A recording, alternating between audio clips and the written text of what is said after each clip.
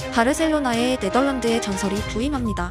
축구 역사를 바꾼 요한 크루이프는 부임 1년 만에 카탈루냐계가 주축이었던 팀의 베스트 11 전원을 바꿔버리는 전무후무한 변화를 시도하며 바르샤의 주전 전부가 외국인과 바스크인의 팀으로 꾸려지는 사상 초유의 사태가 발생합니다.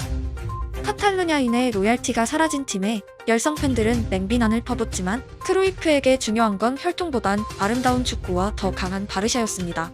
하지만 그런 크루이프의 간택을 받은 유일한 카탈루냐인이 바르샤 B팀에서 도약을 준비하고 있습니다. 1군에 콜업되고 크루이프의 요구로 코치 쿠만에게 네덜란드 축구를 완전히 이식받은 그는 크루이프의 축구로 훗날 전 세계를 지배하게 됩니다. 바로 펩 과르디올라 역사의 서막입니다.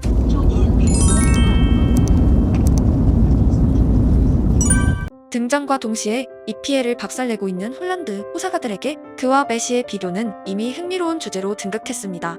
물론 올해도록 세계 최고의 자리를 지키고 있는 메시의 경력 앞에 홀란드는 아직 어린 선수입니다. 하지만 모든 스포츠에서 현재와 미래의 비교는 언제나 관심을 끄는 뉴스거리입니다. Did you see something in him? He's a different player, but when you had Leo Messi, and you always expect him to go out and score every game, do you feel that about Erling Haaland now? Yeah, the difference is Erling needs maybe all his mates, to do it when arrive there. That is unbelievable. Messi had the ability for himself to do it. 과르디올라는 단호하게 말했습니다. 홀란드는 동료가 필요하고 메시는 혼자 해결할 수 있다고. 사실 과르디올라의 메시에 대한 평가는 단순한 사제지간을 넘어 거의 선수로서 존엄성마저 느끼는 듯한 엄청난 말들을 줄곧 해왔었습니다. 많은 축구 스타들처럼 가난한 환경에서 자랐습니다. 그의 아버지 발렌티 씨는 전합니다. 크리스마스에 펩을 행복하게 하는 확실한 방법은 축구 관련 용품을 선물해주는 것이었다. 여전히 센트티도에 살고 있는 그의 부모는 아들의 재산을 통한 삶의 반전을 꿈꾸지 않습니다. 다만 아들의 경력에는 강력한 자부심을 가지고 있고 특히 펩의 아버지는 영국 축구를 비판하는 데 주저하지 않습니다. 영국 축구는 내 취미가 아니다. 롱볼과 러닝이 많다. 나는 내 아들이 좋아하는 축구를 선호한다. 10살 때부터 66살 때까지 건설 현장에서 하루 14시간씩 벽돌공으로 일한 그의 아버지는 펩에게 축구를 가르쳐주진 못했지만 적어도 근면함을 몸소 보여주었습니다. 펩의 연봉을 생각하고 그가 66세까지 일한 걸 떠올리면 새삼 어떤 아버지였을지 긴 말이 필요 없이 그저 상상이 가시나요? 펩 축구의 시작은 바로 볼보이였습니다. 그는 팀의 우승을 목격한 훌륭한 볼보이였습니다.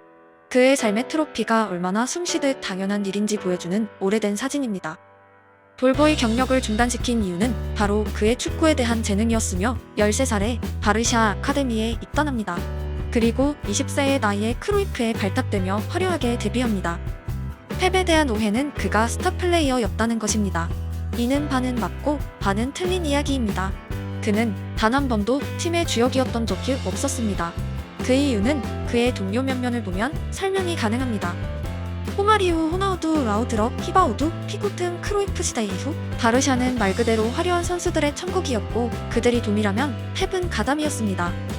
요즘에야 박투박, 홀딩 미드필더 등이 주인공이 될 수 있는 시대지만 당시에는 펩의 포지션인 수비형 미드필더로는 경기와 팀의 주인공이 될 수 없었습니다.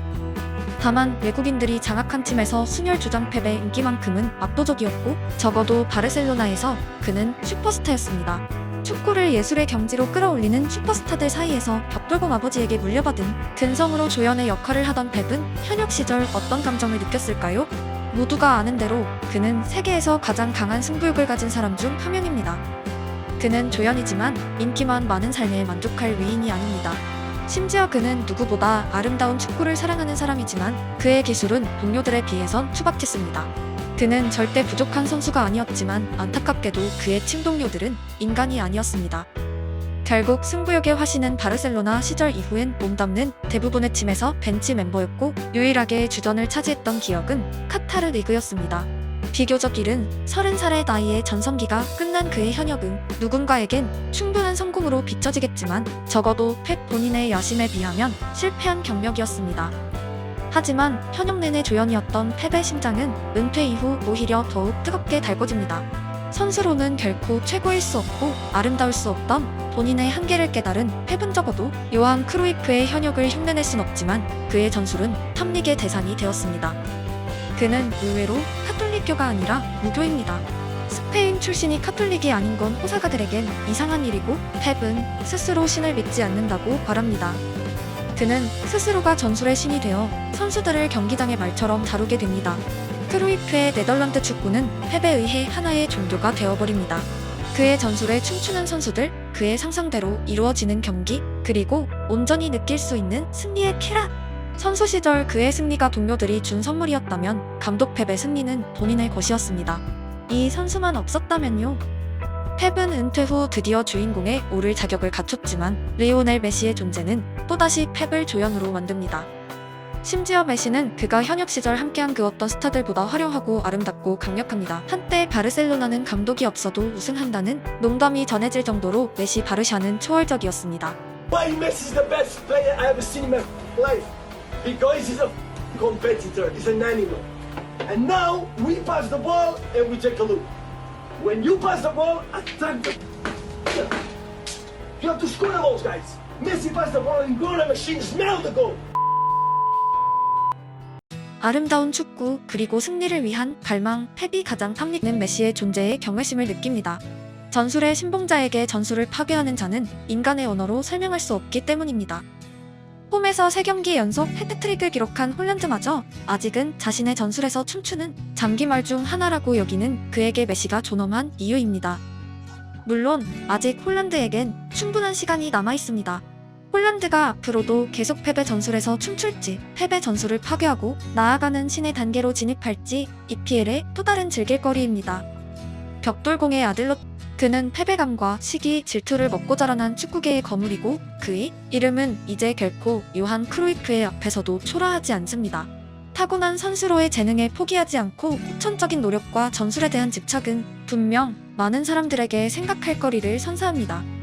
우리가 가지지 못한 걸 부러워만 하다 삶이 마감될지 아니면 현실을 직시하고 다른 걸 가지려 노력하는 삶으로 나아갈지 선택은 언제나 우리의 몫입니다.